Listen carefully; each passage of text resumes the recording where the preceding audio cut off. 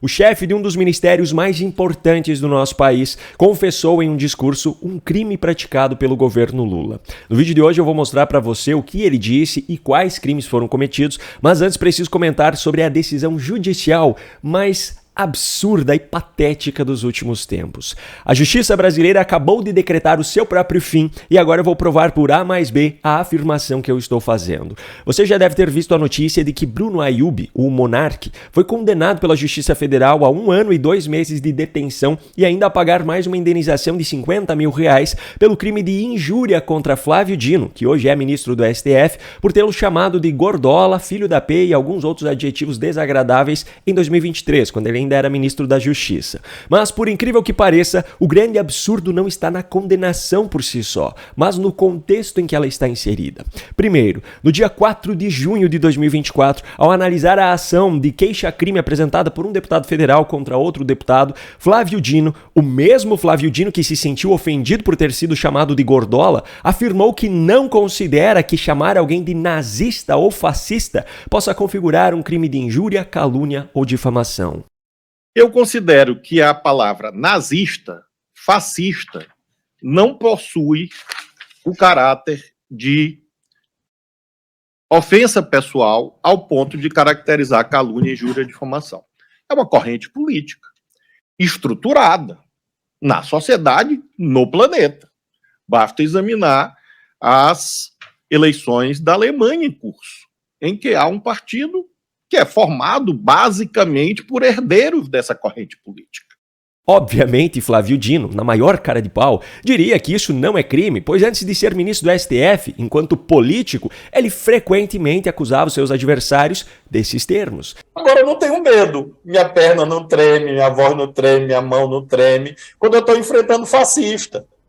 Pode botar um fascista, 10, 20, 30, e é isso. E como se não bastasse atribuir aos outros aquilo que eles não são, ele ainda diz orgulhosamente que é comunista, ou seja, pertencente a uma corrente política que assassinou, segundo uma matéria da Folha de São Paulo de 1997, mais de 110 milhões de pessoas. Mas no Brasil, o comunismo, mesmo tendo sido um regime ditatorial mais letal do que todos os outros do século XX juntos, é permitido. Tanto que existe até mesmo um partido comunista no Brasil, do qual Flávio Dino fazia parte. Mas a hipocrisia não acaba por aí. Lula, que hoje é o presidente da República, durante toda a sua campanha em 2022 e também durante todo o seu atual mandato, chamou o ex-presidente de genocida e até hoje não recebeu nenhuma punição por isso. Um candidato a prefeito acusar outro candidato a prefeito de consumir substâncias ilícitas é crime. Chamar um político de gordola e filho da P é crime, mas um candidato a presidente atribuir ao outro a responsabilidade por centenas de milhares de mortes é normal.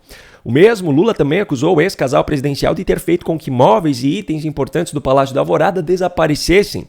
Meses mais tarde, todos esses itens foram encontrados e recentemente houve uma condenação pelas acusações feitas por Lula. Só que quem foi condenado foi a União e não Lula, e a pagar uma indenização de R$15 mil. Chamar um político de gordola é crime e a indenização é de R$50 mil.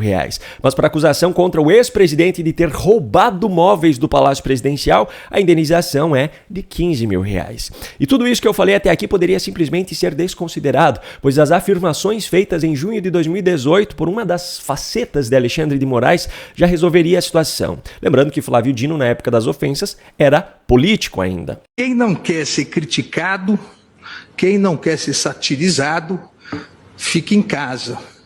Não seja candidato. Não se ofereça ao público, não se ofereça para exercer cargos políticos. Essa é uma regra que existe desde que o mundo é mundo. Tudo que eu estou argumentando nesse vídeo não é para defender Monark, até porque eu não considero ele como uma pessoa que mereça esse tipo de atitude. Inclusive, há alguns anos, ele e o seu parceiro de podcast consumiam deliberadamente maconha durante as transmissões ao vivo do seu programa, na época em que o porte dessa substância e o consumo pessoal ainda eram criminalizados no Brasil e ninguém se implicou com isso. O meu objetivo com esse vídeo é, na verdade, provar que o termo justiça hoje no Brasil não passa de um substantivo para se referir às instituições que compõem um dos três poderes. Só que a imparcialidade, a isonomia, o equilíbrio e a moralidade que deveriam vir juntos com o conceito de justiça já deixaram de existir há um bom tempo.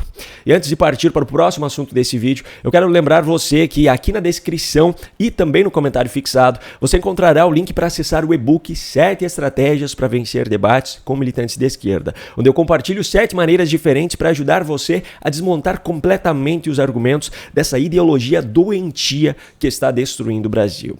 Se você não está assistindo a esse vídeo no canal Paulo Baltokoski no YouTube, ou se não encontrar os links que eu mencionei, basta digitar no seu navegador o link que está aparecendo na sua tela nesse momento. Vamos lá. O chefe de um dos ministérios mais importantes do nosso país confessou em um discurso um crime que foi praticado pelo governo Lula.